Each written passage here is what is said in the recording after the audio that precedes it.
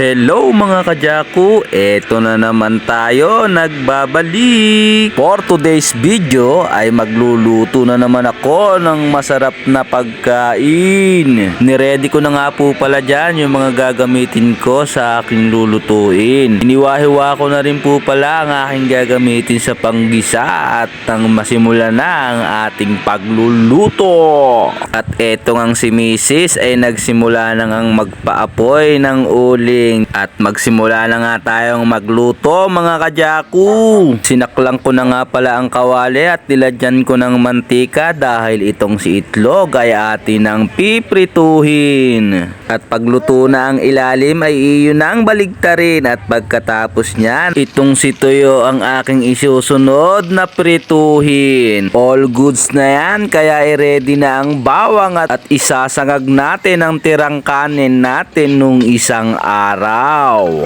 Syempre sa sobrang mahal ng bigas ngayon kaya yung kaning tira natin sa rep ay ating isasangag. At syempre nilagyan na natin yan ng ibang pangpalasa para ang ating sinangag ay may lasa naman. All goods na yan mga kajaku, kaya naman bagong kawali ay atin ang isaklang. At lagyan ng mantika at simulan na nating maggisa. Ayan ang bawang, sibuyas, konting mekos-mekos lang at ilagay na ang ating upo upang igisa. Mekos-mekos muna yan insan. Antayin lang lumambot at bago ilagay ang ating pinakamasarap na recipe. Ayan mga kajaku, at nalagyan na po pala natin yan ng mga ibang pangpalasa bago natin ilagay itong ating master sardines. All goods na rin yan mga kajaku. Antayin na lang nating kumulo at para maihain na ang ating pagkain ngayon. At dahil nga sa maulang panahon ngayon ay ito ang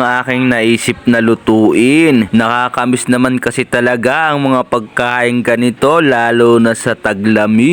O akala nyo all goods na yan, meron pang pahabol si Mrs. kasi baka daw kulangin ang aming pagkain. Ito nga pala mga kajaku ay mga lutuing sobrang dali. Hindi mo na kailangang magpakahasel kasi itong si Master Sardines ay mapapakinabangan mo sa oras ng kagipitan. Hindi po yan sponsor pero baka naman. O ayan mga kajaku, all goods na yan. At kung nagustuhan mo ang video na ito ay baka naman comment, like and share mo na yan. Hanggang dito na lang. Salamat sa panonood. Bye bye.